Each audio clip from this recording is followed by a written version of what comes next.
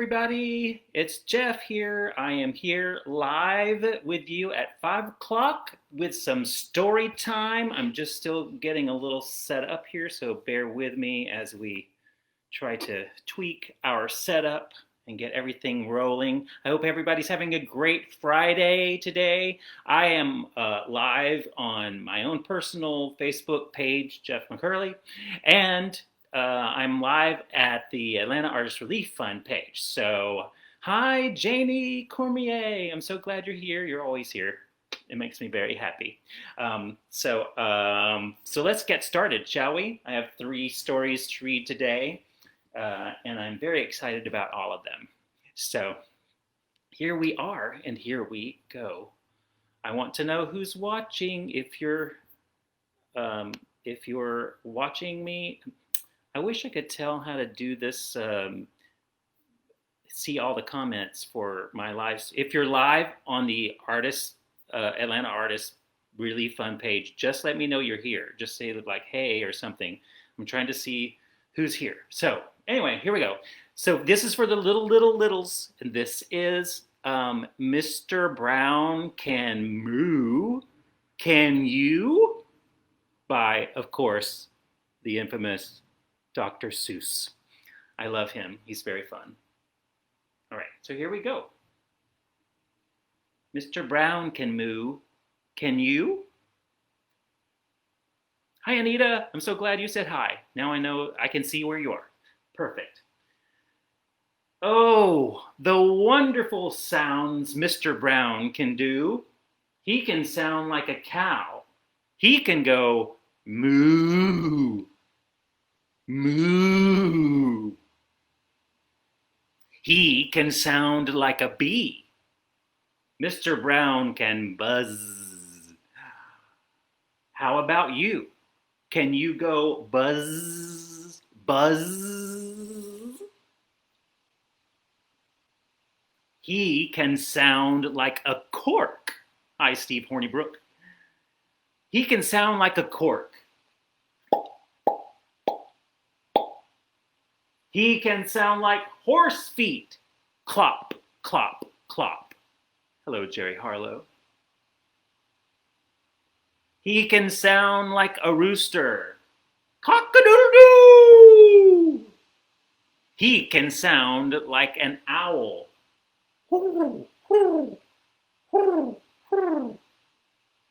Mr. Brown can do it. How about you? Let me hear that. He can sound like the rain. Dibble, dibble, dibble, dop.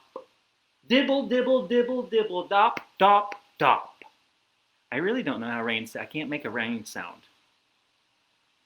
He can sound like a clock. He can tick. He can talk. He can sound like a hand on a door. Knock, knock. Boom, boom, boom. Mr. Brown is a wonder. Boom, boom, boom.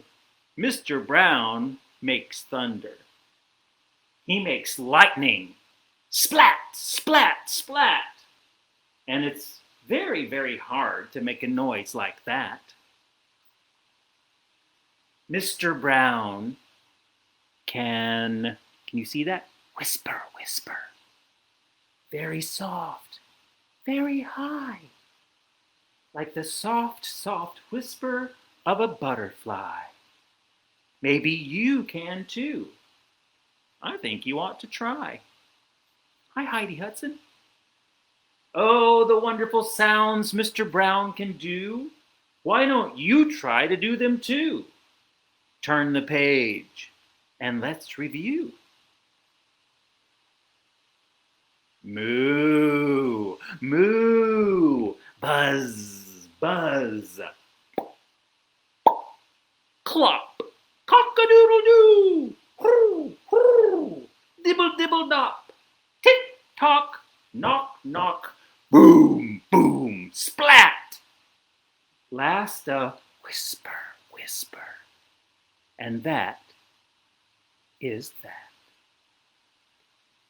Mr. Brown can moo. Can you? I do a really good dog bark. That's about it. All right, so wasn't that fun? I love that story. It's a lot of fun, especially for the littles who are learning how to do all those wonderful sounds and make words and things. All right, so my next book doesn't really have much of a cover because it's been around a while in our house. So this is called Chestnut Cove, written and illustrated by Tim Egan. So I hope you enjoy it. I'm going to get it a little more comfortable so you can see it all. The fog clears at about 10 o'clock every morning at Chestnut Cove. As the sun warms the town, the villagers tend to their wonderful gardens. The shopkeepers open their doors, and the children trot off to school.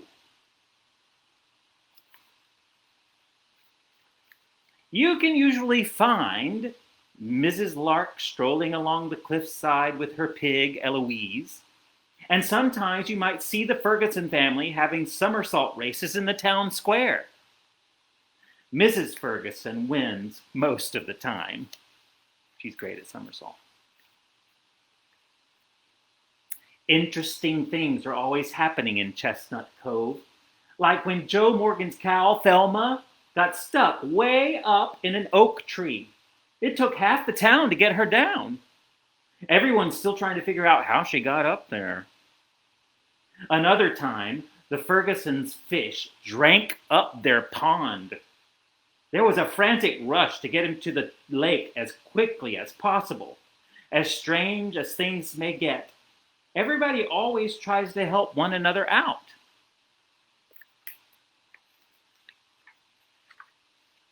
Well, one day last winter, the town was awakened by the sound of bells and trumpets. It was the ship of King Milford, a cause for excitement.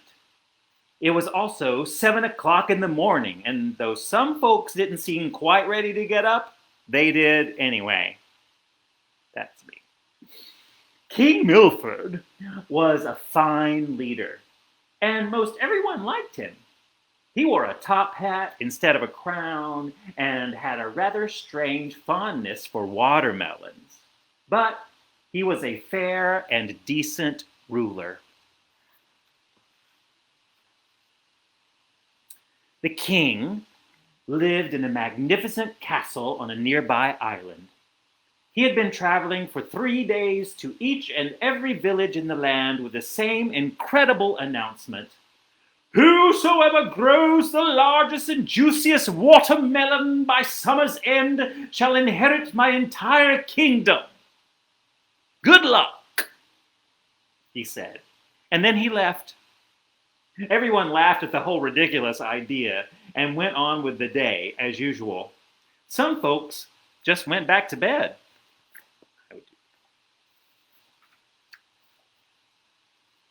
But over the next few days, the villagers started thinking about all the wonderful things they could have if they inherited the king's riches. Mrs. Phillips imagined all the beautiful dresses and fancy hats she could buy. She just loved fancy hats.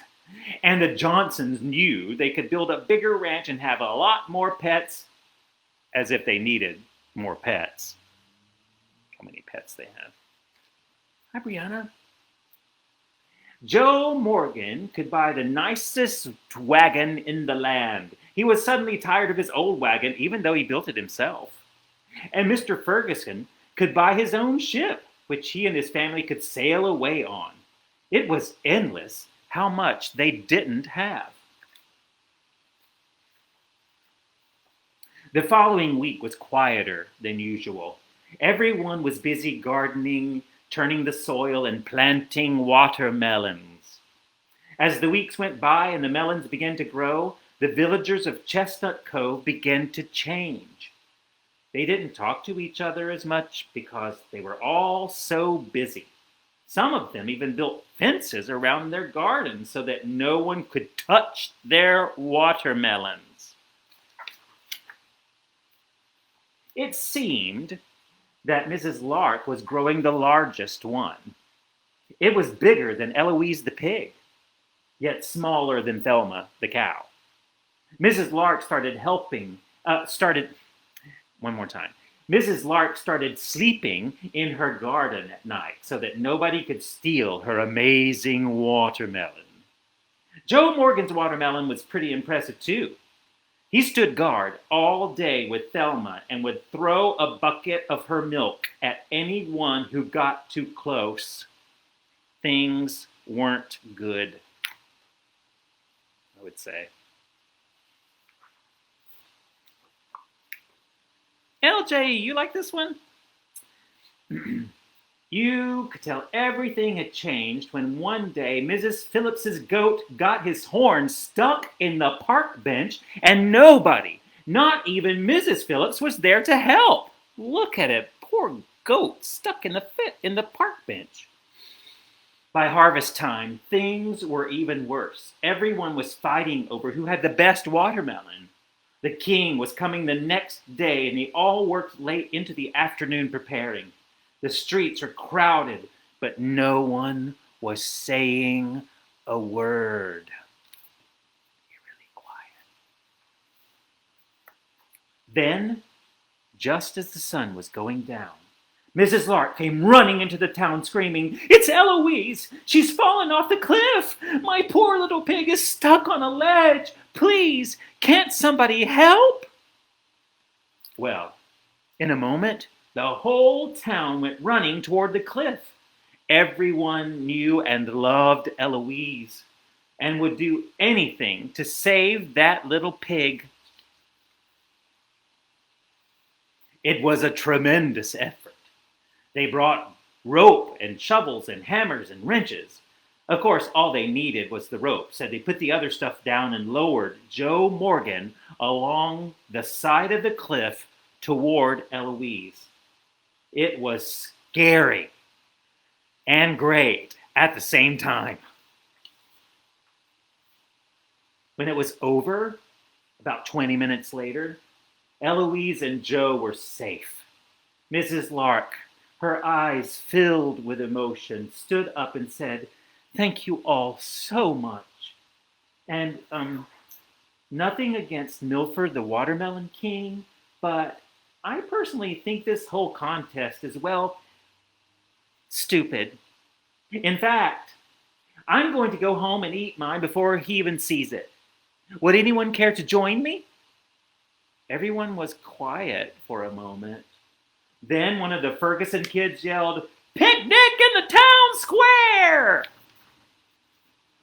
5 minutes later, everybody gathered at the square with breads and cheeses and drinks and shovels. Once again, they didn't need the shovels, but someone kept bringing them anyway. Oh, and they brought watermelons. The most beautiful watermelons that anyone had ever seen. They danced and ate all night long. When it was over, the only watermelons that were left were a few rotten-looking ones. The next morning, as expected, the king showed up. He looked at the watermelons that were left. He wasn't very impressed. As he boarded his ship, he said, "I'm afraid those are the most disappointing watermelons I've seen yet.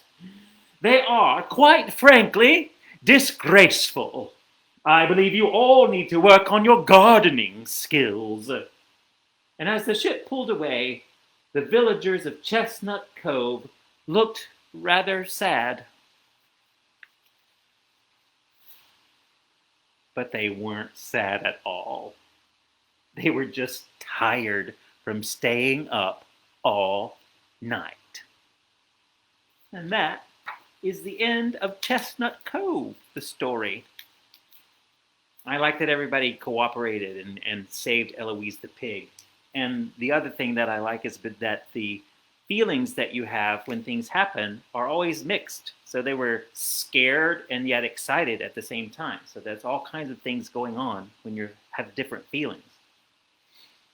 So I bet you have those too, right? I know I do, all the time. So Oh, that was fun. I like that story a lot. So here we go. We're going to change the tone just a bit. This is one of my favorites that I used to read Arden, who's now 17, so she doesn't read these kind of books anymore. She's very much into biographies. Maybe you are as well.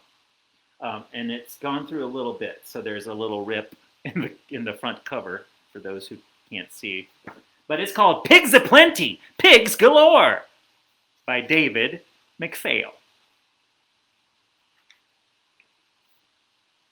I just love these illustrations, so this is for Jack, a good friend and a true poet. And look at that. Isn't that the cutest, like, cowboy pig? All right.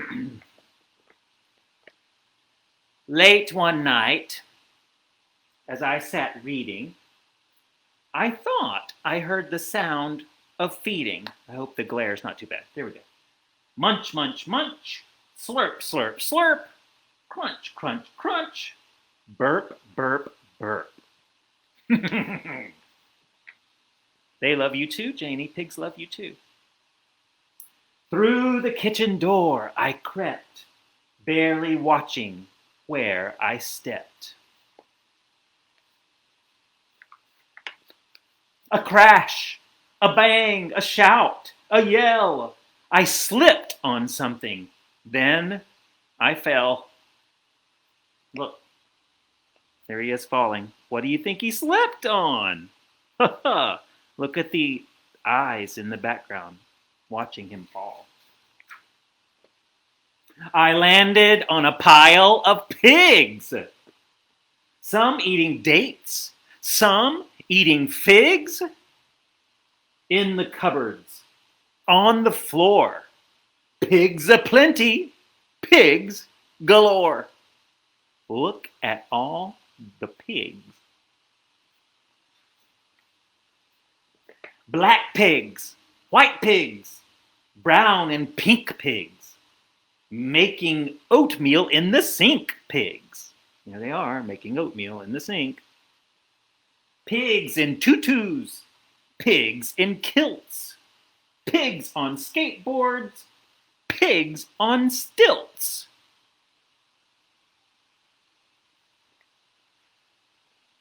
Pigs from England, pigs from France, pigs in just their underpants. The king of pigs, the piggy queen, the biggest pigs I've ever seen. They're big, big pigs. Pigs arrive by boat, by plane. A bus pulls up, and then a train. The ship name is called the SS Swine. I think that's clever. This is the Pigmobile.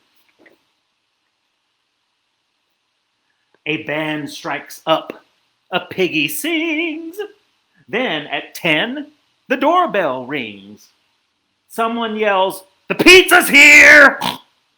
And all the pigs begin to cheer. Flying pizzas fill the air. One goes splat against my chair. Splat, that was the lightning sound from the first book. Interesting. The piggies eat their fill. I get nothing, just the bill. Look at that one stretching the cheese.